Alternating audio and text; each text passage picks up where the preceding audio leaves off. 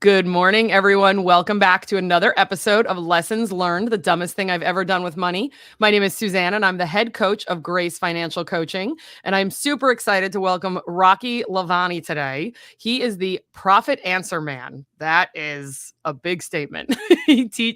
Rocky teaches people how to ensure they get paid and make profit a priority. Small business owners, are you listening?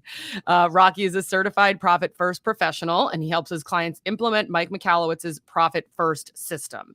Rocky's parents immigrated to the United States when he was only 2 years old, and his parents were in their 40s. Despite many struggles, including losing his mother when he was only 7, Rocky has been able to achieve success, and his goal is to inspire others by sharing his journey and helping them achieve their dreams faster. Amen to that. That's what we do here in financial coaching. So, Rocky, tell me what it was like. I mean, I'm guessing you don't remember the journey over here, obviously, at age 2. No. I do remember that when we got here, we weren't living on the good side of the tracks. Gotcha. You were able to ascertain that. Yeah. Well, you're starting over. And so at that point, a lot of my parents' friends had also come in and around that time frame, and everyone was kind of starting over. But what I noticed is that within a few years, people were constantly upgrading their lives. So they were doing better and better within a relatively shorter time frame. And part of what I think was different is they would all talk about money. They would talk about how to, create the American dream, talk about how they were doing things, both financially and life-wise. And so I just grew up assuming everybody talked about money and knew about money. Oh my gosh. That could not be further from the truth in America, right? Where did you guys immigrate from? We came from India. Okay. What was going on there politically, culturally? Politically, there were no problems. Okay. It was just that there was much better opportunity in America. And so they came for opportunity. I mean, it was the late 60s, so very different time. America was having a lot of problems. Ironically, right? Ironically, not much different than today. There was a war going on. There was rioting in the streets, and yeah, there was a whole lot of unrest and turmoil. So yeah, it's funny that we're talking about this right now. I was literally just listening to a podcast interview of a gentleman whose brother went to Vietnam, 3 or 4 years older than him at the time, and came home and passed away from cancer of Agent Orange, and how just recently passed away, and how that period of time in American history is still affecting us on some level. And that's true. And I know from World War II, like, people came home and never left the mental hospital. I'm sure Vietnam has its own stories of people like that came back a mess, and weren't able to reacclimate to life, unfortunately. Yeah, they were talking about how, we talk about the PTSD of the individual, but also the PTSD of the country after that. And I think that was not overgeneralizing it, for sure. So you guys get here in the 60s. Did mom and dad have any sort of trade, any sort of specific education? They did. So my dad used to own a pharmacy in India, but when he came here, his credentials didn't come over. So he ended up having to pursue a different career. My mom was a school teacher.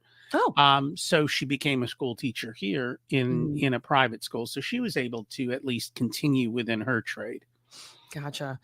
So we had a lot of, you said you had a lot of family friends, parents, friends who were not afraid to talk about money. So what was there a time where you realized, what made you realize Americans don't talk about money this way? Was it an interaction? Was it that was much later in life. I'm not sure.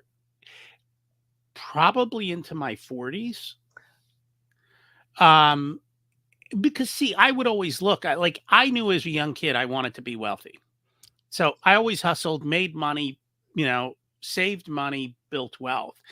And I look around, I'm like, this is not hard. Why is everyone in America struggling? Like, this is absurdity.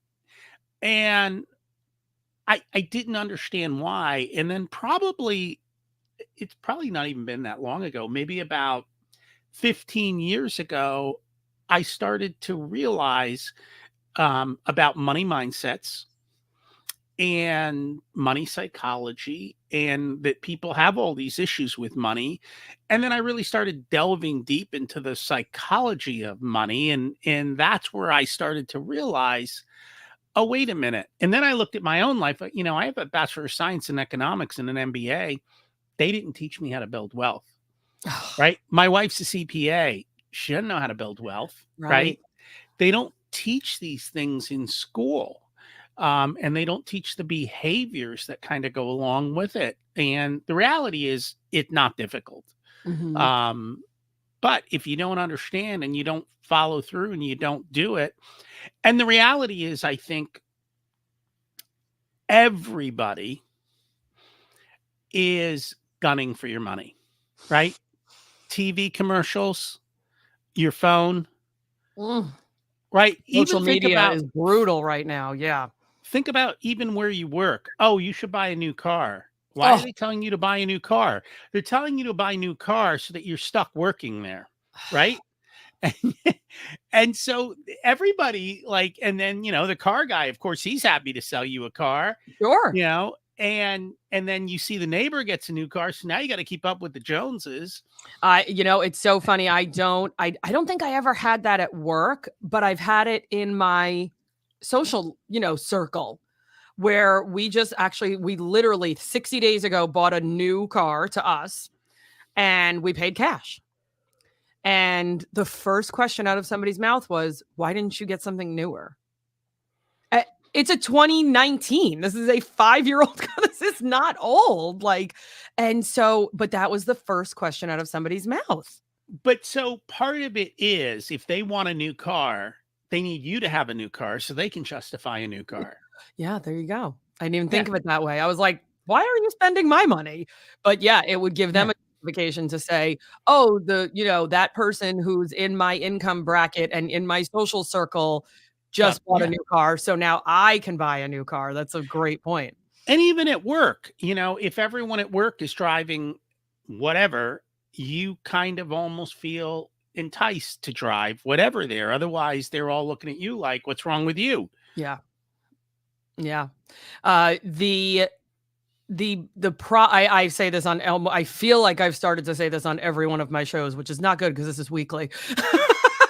But we talk about sex, politics, and religion in this country more than we talk about money. So once you Mhm. had that kind of realization that not everyone had been exposed to these ideas, exposed to this easy, hey, you can be wealthy. It's that easy, quote unquote.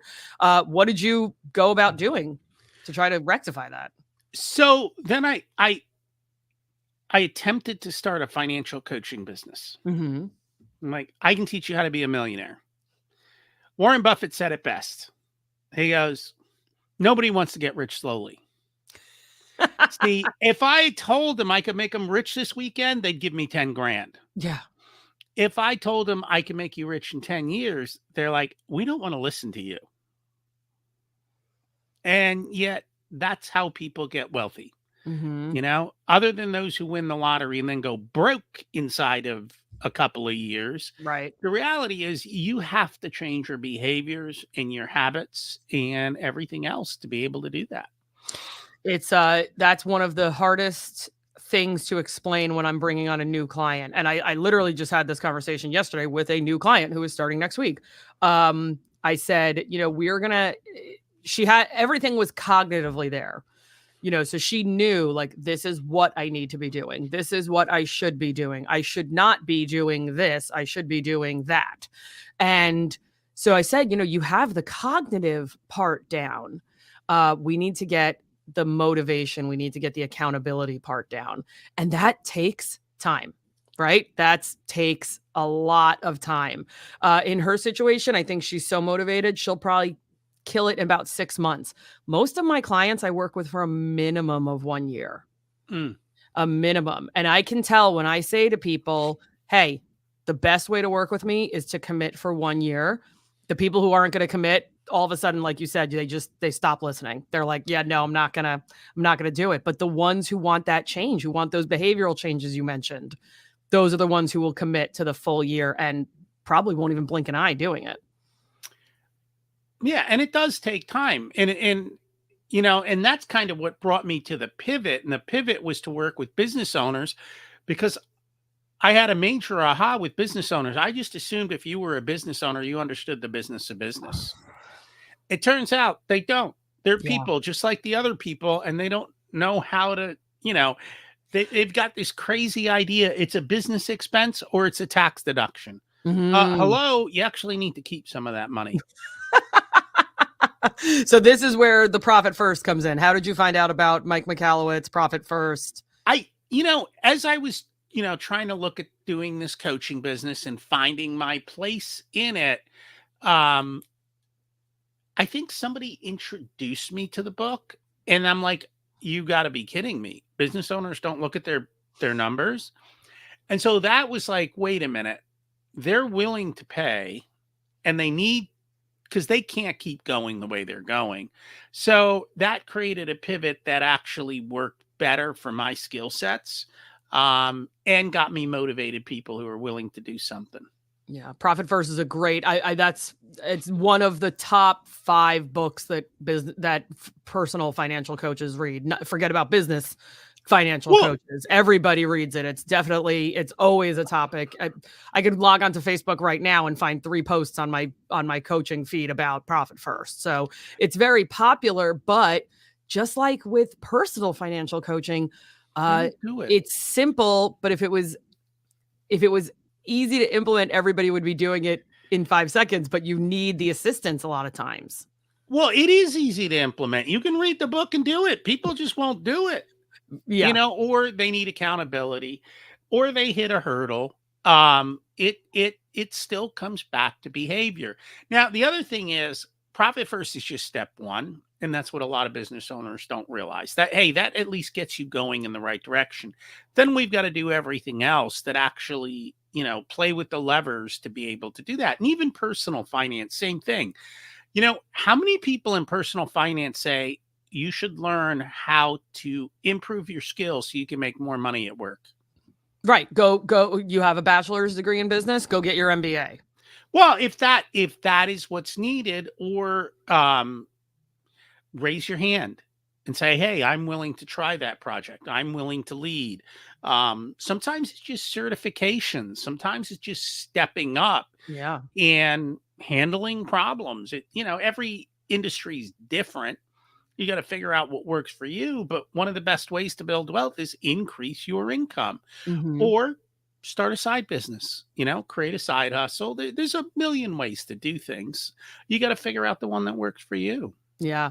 A lot of times people ask me if I work with people on a fixed income. And I know what they're asking me is, do you work with people who only get Social Security or get Social Security and a pension? That's what they're asking, right? But if you think about it in a different way, a lot of my clients are on a fixed income because they're salaried. Yeah. And they're working 40 hours a week. And Yeah. so that income is fixed unless they take on an extra project and it pays a little bit more, or they get a commission, or they get quarterly bonuses. But most people don't get all of those options, and they work the 40 hours and have to come home. So how do we increase the income with those people? What would you suggest in those situations? Well, again, if you work in a company, I'm betting everyone doesn't make the same money, That's the right? first. Yep, that's a good inference. So, what do you need to do to move up in the company you're in? Or B, does it make sense to hop? And this is what people don't realize. And I think the world changed from when I was young, because when I was young, they go, oh, you can't job hop. Oh my gosh, no, if Yeah. you had 3 companies on your resume in the 70s, there was something wrong with you, for There was sure. that's what I Yeah. grew up with. Yeah. Well, today, every time you job hop, you get a 10 or 15% raise. Well, hell, go job hop every 2 to 3 years. I mean, that's the employer's fault, right? Mhm. And that gives you a breadth of experience, that gives you different viewpoints. I think too often people feel stuck in their positions. They don't see that there is a greater opportunity out there. Um, And so I think that's a big part. And the other thing is they're like, oh, but I'm secure here. The hell you are. You get fired tomorrow for no reason. Right. I was gonna say, yeah, that really, I think that mentality really shifted during COVID, and what is, the necessary employees versus the unnecessary employees. Right.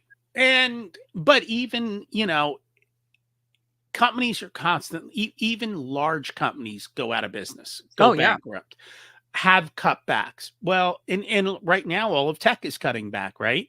So it doesn't matter if you're good or bad. They go, we're cutting 10% of the workforce. They roll the dice. You're one of the 10. Bye. yeah. We live where we live. Dollar General actually has their corporate office here, and they finished building a massive building in 2020, which no Ooh. one was occupying. And they just made I can't remember the exact percentage, 6%, 16%. It was a major downshift in the number of people going to that brand new campus every single day. That probably happened about 60 days ago. Well, then you got to like take a step back. Okay, wait, why is Dollar General firing people, right? Did they just get bloated? Did they get too excited about their building? Well, they've had to raise their prices at dollar stores to keep up with inflation and what they're paying to bring these, even though they're cheaper products, to bring these products into these stores. And so it's amazing to look at how that life cycle happens. And like you said, what if you just started working at Dollar General 12 months earlier? What do they always say, right? First one in, last last one out is first. Excuse me, I'm doing it backwards, but you know what I mean. Sometimes yes, sometimes no. Right. Sometimes they're like, hey, who's making too much money? Well, I was going to say it's either the last person, the most recent person to get hired, or the person making too much money. And so there was no rhyme or reason to that particular company's, job cut. So yeah, it could be any single day. So you got to prepare yourself. So that leads me to asking you our pivotal question here. Since I know you would have done things a little bit differently in the past. What would you say is the dumbest thing you've ever done with money, Rocky? Oh, I've done lots of them. I think there's two big categories. One is FOMO, right? So fear of missing out, making you chase returns in markets. And today you've got that with, all these cryptocurrencies that are made up, stock market, the tech stocks. It seems like everybody always buys high and sells low. You're supposed to do the opposite. And I'm guilty of that a lot. So I think that has cost me a ton of money. And I still get sucked into it from time to time. Like I'm still not immune today. And it comes back to emotions, right? And the way we behave. And I think the other one is not starting something. So like I had a real estate license when I was in college. I understood real estate. I understood the numbers, but I never started buying properties until I was in my 40s. Had I started 20 years earlier, well, imagine today if you bought houses 20 years ago, like where would you be? Right. And I didn't understand the rental market. Now I do because I have them. And it's a matter of sometimes taking that leap. And for me, I have found the first step is the hardest. It's 0 to 1 that's really hard. 1 to 100 becomes easy, but it's 0 to 1. It's taking the leap. Same thing like work, right? Taking the leap and walking in to another interview somewhere and saying, "Hey, I'm going to go look at something else, or I'm going to try something uncomfortable." And if you don't, then yeah, you may miss out on something. You most likely will miss out on a lot. How do you encourage the business owners you work with, whether through the profit, if you're working with them through Profit First or through something else, how do you encourage them to take those types of risks that maybe they've been sitting on for 10 years or something like that? Well, so with business owners, I think there's a lot more levers. And so what we will do is we will model out what it looks like financially. With a job, it's easier. Hey, if I go get another job, I get a 12% raise. Okay, that's easy. Right. We can compare apples to apples in that situation. In a business, it might be trying a new market. It might be expansion. there's a whole lot of other levers inside of a business. It could be efficiency, it could be wasted marketing, it could be bloated people, it could be a whole ton of things. So when we look at the business, we see all of the different business levers that are there. And I think we work with about 15 different levers. Mm, And every business, when you look at it, I can usually see the one, two, or three levers that are really holding the business back. So we then can pinpoint, focus, and do something dramatic in those levers. And it doesn't take much because just like, in the stock market, things compound. In business, things compound. So small changes end up being big results over time. And I don't think business owners realize how close they are to the edge of big profits mm, because they've never done the math. They don't see it and they don't get it. The business needs a certain amount just to stay afloat. But once you break over those numbers, then you can really start to make money. And if you don't know that, you don't push for that. You just keep thinking, oh, work more and maybe I make a little more. We try to right. say Skip a work couple less. vacations. Don't Yeah, spend Saturdays with my family and I'll make more money. But yeah, there's no, definitely 10 different ways to skin a cat in that situation. there are. And Yeah. that's what we try and focus on. How do you Mm. make more while working less? This isn't about working harder and grinding it out. No thanks. There is a time and a place for that, and maybe a couple of industries where you need to do such, but we're not MMA fighters, right? We're not going into No. a cage match. We don't need to be sweating and training 6.5 days a week. Most businesses in America are not that. So yeah, work smarter, not harder. Absolutely. The how it was what one thing you said stuck out to me, the overdoing the marketing. How often do you see that? It is probably, if they're doing marketing, it is probably very few people can say to me, I spent money here and I got X result. Interesting. Most businesses can't tie that together well. Man, that blows my mind because just being in the solopreneur world, I know a lot of marketing people who work for themselves. Yeah. And the number one thing those people talk to me about is the metrics. Hey, I worked with this company and we ran Facebook ads for the first time.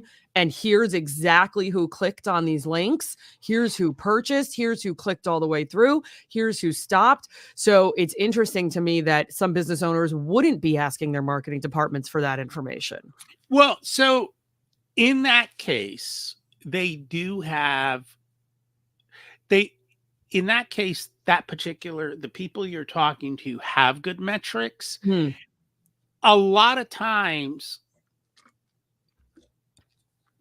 they don't know how to build a good ad Oh, on Facebook.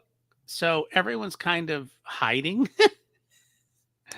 right? And unless you can attribute a sale to a specific ad, which not everybody can, like if I'm selling a book on Facebook, sure. But if I'm selling cars, was it the Facebook ad or was it the this ad? Or, customers come in and they're like, oh, I saw you somewhere, right? yeah, So, that's true because we're so overwhelmed with information as the consumer. You don't remember if yeah, it's Facebook, Instagram, Reels, Twitter, what you don't remember where the heck you saw right. anything anymore. I love when I get those surveys like, "How did you hear about us?" I'm like, "I have no idea." Well, and it depends. Like if you are truly just an online business and everything is coming through that, then yes, you can track it. But, the auto repair shop doesn't know that. The local restaurant doesn't know.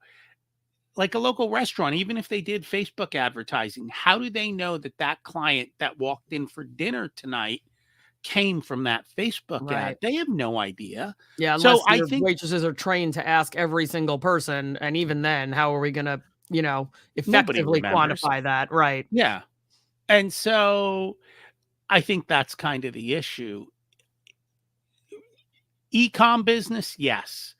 Outside of e-com, it's It's very hard. difficult. It's Yeah. very, very hard. Interesting. Well, Rocky, I could keep you for another 30 minutes, but I'll let you go. Thank you for sharing your financial blunders with us. We will obviously have all of Rocky's contact information in our show notes as always. So reach out to Rocky if this sounds like something you would be interested in. Sounds like every business in America could use a Rocky in their back pocket. So thanks again for joining me, Rocky.